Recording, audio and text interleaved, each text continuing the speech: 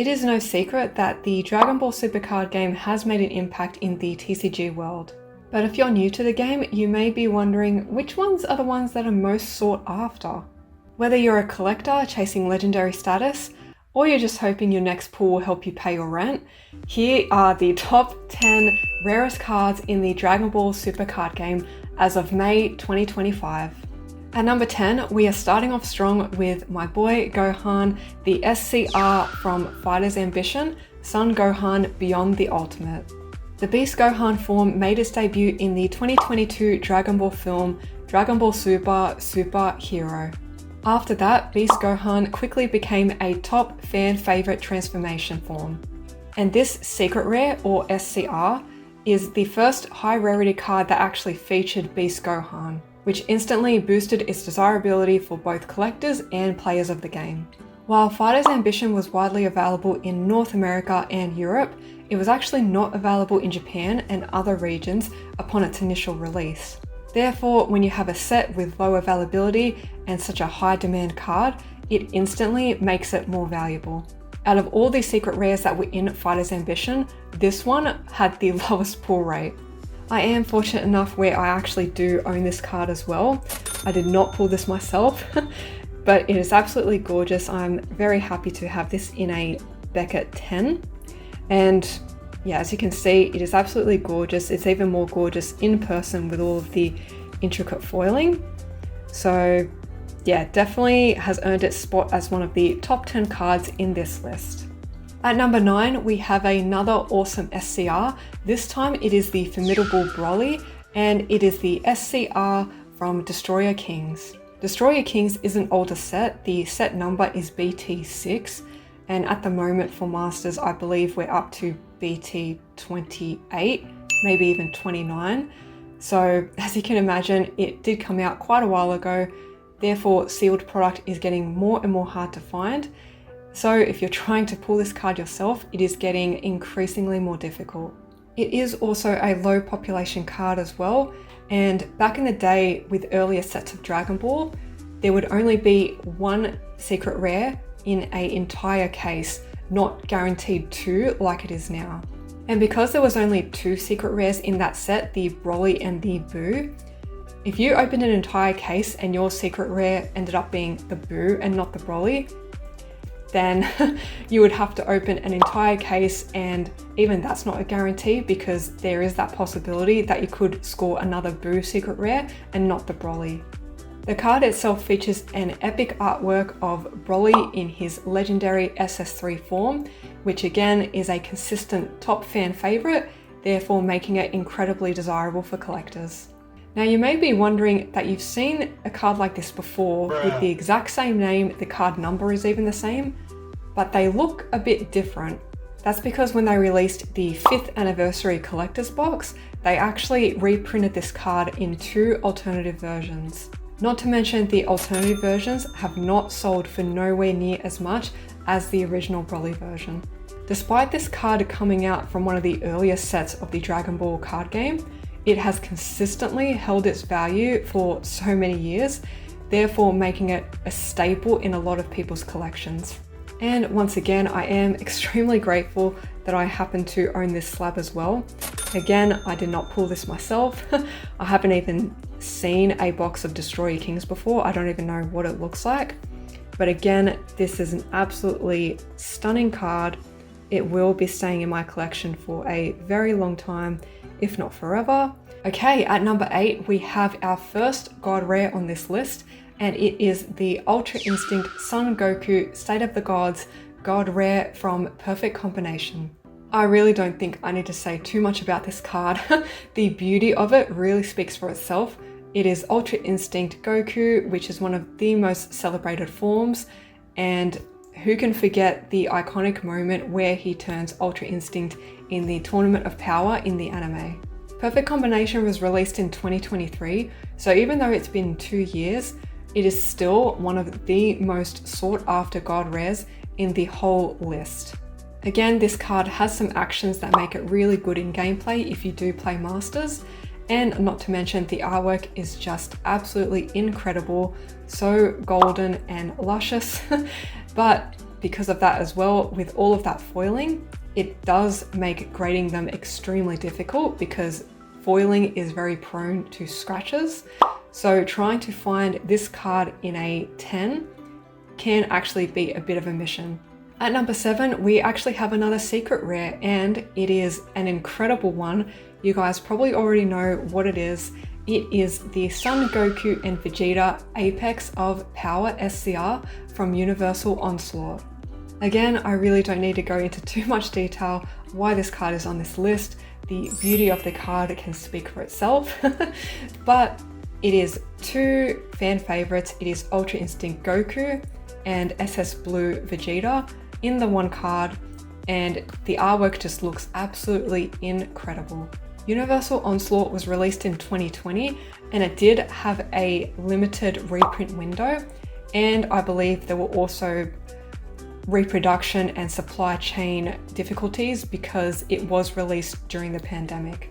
I believe this card is also the first secret rare, or SCR, which actually featured 2 characters in the one card instead of it being a single character. When you look at the text on the card, there is a move called Victory Strike, and essentially this move allows you to win the game after you've done damage. I know, crazy, right? Again, any card that is extremely powerful in gameplay while also being appealing to collectors will automatically be an instant grail. At number 6, we have another God Rare, and this is the Son Goku Peace Resolution God Rare from Wild Resurgence. While the other God Rares all depict a character in a more powerful, serious form, this one actually steps away from that and does something a bit different, and it's actually showing Goku in a more peaceful, serene image. It also pays homage to the anime where Goku is seen flying away with his wings, and it was also used for the cover of the Dragon Ball manga chapter finale. And unexpectedly, this image also became a key reference for the passing of the creator of Dragon Ball, Akira Toriyama. And in case you guys don't know, pull rates for God Rares are extremely difficult. There's nothing official, but it's widely believed that God Rares are roughly pulled every 3 cases or so, which would be about 36 booster boxes. So pulling any God Rare from any set is extremely difficult, but with this one in particular, again, because there is a lot of gold foiling, it is harder to grade. So again, trying to get one that is a Gem Mint 10 or a BGS gold or black label, again, is more rare, therefore making it more valuable. Okay, at number 5, we have another God Rare. There is a theme, I know, but this one is actually a bit different from the others. This is the Bardock God Rare, Origin of the Legend, and it comes from the set Dawn of the Z Legends. Now, it may have seemed strange to have picked Bardock as a God Rare, but he is a cult favorite, and therefore having any card with such a high rarity for that character does make it a bit more rare and valuable. And apparently this card had an issue of corner whitening around the edges, so therefore trying to get one in a gem mint condition is a bit more rarer than usual. As I mentioned before, it is roughly estimated that God Rares are generally pulled around 3 cases, but with the Bardock God Rare, its pull rate is actually more along the lines of 1 in every 4 to 5 cases. This actually makes the Bardock God Rare one of the hardest God Rares to pull in all of the Dragon Ball Super card game. This could be because the Dawn of the Z Legends set had fewer restocks, and it was still experiencing global supply constraints due to its release being in 2022, again while the pandemic was still happening. Another thing that makes the Bardock God Rare stand out amongst the others is the Dawn of the Z Legends set was actually the first set to introduce the Zenkai series. The Zenkai series introduced new mechanics to the game while also introducing new types of cards, including Z Leader and Z Battle type cards. So because this card was actually the first God Rare to be introduced in the Zenkai series and be a Zenkai God Rare, it actually does make it stand out and be a bit more unique from the rest of the God Rares. And on that note, at number 4, we do have another God Rare, and this time it is the SS Gogeta Fusion Reborn God Rare from Critical Blow. Again, I can just leave this card to speak for itself, but essentially the SS Gogeta form is a top fusion favorite for many fans, and this card also is a homage to the Dragon Ball Z movie, Fusion Reborn. Again, they tried something a bit different with the design where they made it more of a rainbow effect as opposed to a lot of gold.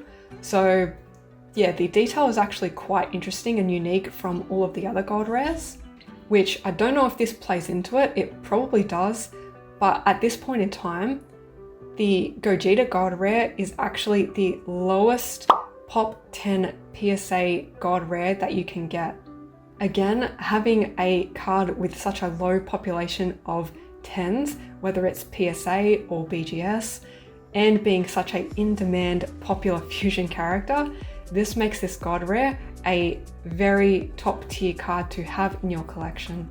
At number 3, we actually have one of my personal favorite cards from this list. Unfortunately, I don't have it, hopefully one day, but it is the absolutely iconic SS Blue Vegeta Unbridled Power God Rare from Realm of the Gods. Again, I do not need to speak too much about this card, but if you didn't know already, this card was actually the card to introduce the God Rare Rarity tier in the Dragon Ball Super card game. Before that, the highest rarity card you would hope for would be a secret rare. So naturally, it holds a very special place in the history of the Dragon Ball Super card game. Not to mention, Vegeta is one of the most popular and top fan favorite characters in the whole Dragon Ball series. So because of that, naturally, Vegeta will always be in demand to some degree. And even though Realm of the Gods was released in 2022, it still is a quite valuable set. It's still very hard to find sealed product, and if you do, I don't know about where y'all are from, but where I'm from, booster boxes, if you can even find them, still retail for about 400 to 500 Australian dollars. Alright, at number 2, we actually have a card that you probably wouldn't expect, and this card is quite special, and I don't believe many people are probably aware of it, but it's actually the Son Goku Supreme Warrior 2021 World Championship promo. Now, this card is absolutely gorgeous. Absolutely gorgeous. It speaks for itself, as you can see, and the best part about it is it has a beautiful champion first place stamp on it, making it a true event exclusive. Now, if you're not familiar with the significance of having a stamp on a card, even if it may look exactly like another card that doesn't have a stamp on it, just know that anything that has a stamp referring to an exclusive event or some kind of exclusive promotion always holds its value. And the reason for that is because it is exclusive to that moment or event in time, meaning you will not be able to ever get it ever again outside of that event unless you buy it from a private collector. This card was distributed to the top tier players in the 2021 World Championships, so naturally because of that, no one else from the public could access this card. And with events and promotions like that, they never ever reprint those cards again. So whatever is out there is all that will ever exist.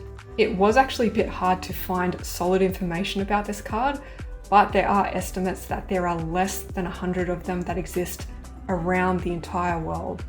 And copies of the card that are still sealed in their original packaging can be auctioned off for thousands of dollars. Now, before we get to our number 1 card, I do have an honorable mention, and it is the absolutely gorgeous serialized cards from History of Z. Now, History of Z only came out a couple of months ago, but again, with serialized cards, there is a true cap on them, and it means that that set in particular will never get reprinted. There are only 500 serialized cards that exist in this set, 100 for each character.